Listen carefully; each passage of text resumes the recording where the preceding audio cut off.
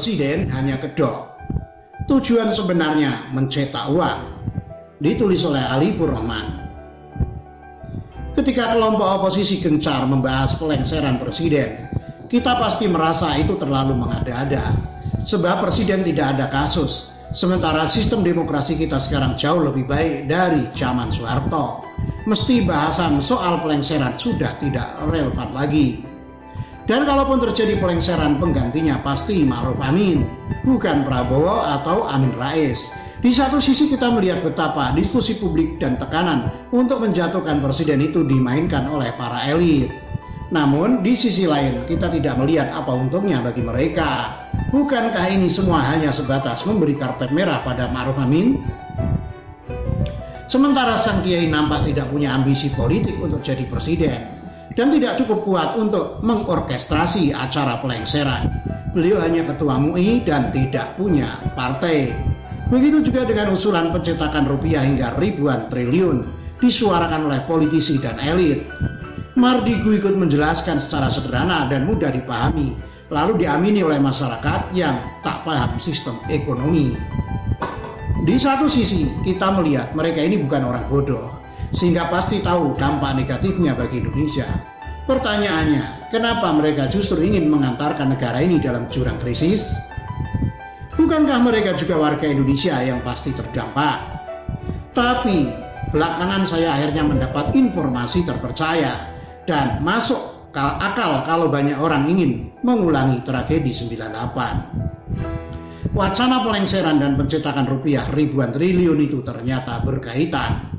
Pada tragedi 98 yang kita ingat adalah demonstrasi oleh mahasiswa, penjarahan dan pemerkosaan etnis Tionghoa, penangkapan dan pembunuhan aktivis.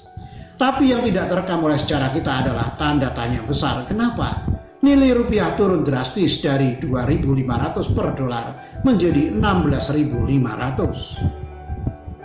Masa hanya gara-gara demonstrasi, kerusuhan, dan mundurnya Soeharto bisa membuat rupiah terjun sebanyak itu? Maksud saya, rupiah anjlok itu masuk akal, tapi dari 2.500 ke 16.500 apa masih masuk akal?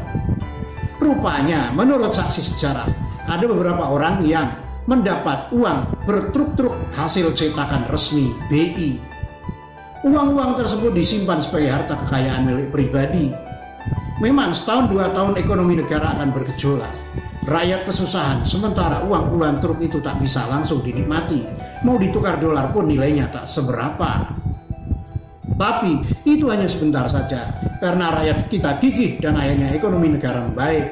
Lalu setelah ekonomi menjadi normal, maka para pemilik uang puluhan truk itu bisa mulai menikmatinya.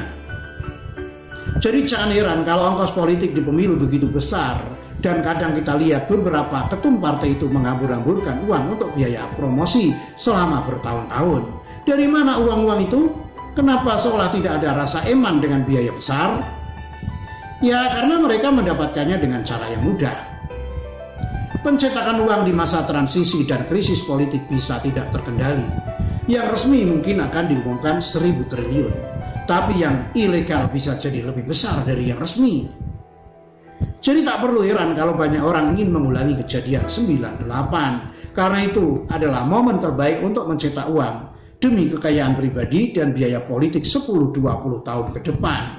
Cara ini jauh lebih efektif dari sekedar korupsi. Masalahnya menjadi lebih buruk karena saksi sejarah 1998 adalah ada banyak. Sementara yang mendapat uang truk hanya segelintir orang saja. Hitungan jari. Jadi kalau terjadi revolusi lagi, maka beberapa saksi secara itu ingin mengulangi dan ikut mendapat bagian. Tidak hanya melihat dan menyaksikan dengan tatapan kosong. Jadi kalau kita lihat, ada beberapa pelaku sejarah di 98 dan ingin itu terulang kembali, hampir pasti karena mereka ingin mendapat bagian yang lebih besar dari sebelumnya. Jadi tak perlu heran bila para pejuang demokrasi 98 hari ini justru ingin menghancurkannya. Bahkan tak segan merapat pada kekuatan cendana. Kelompok yang dulu mereka hujat habis-habisan, tanpa malu dan sungkan. Bagaimanapun ini hanya artikel sederhana dari sekumpulan cerita yang mungkin bisa menjawab pertanyaan-pertanyaan di luar sana. sehingga kepingan yang sebelumnya tak sempurna itu kini jadi logis. Begitulah kura-kura.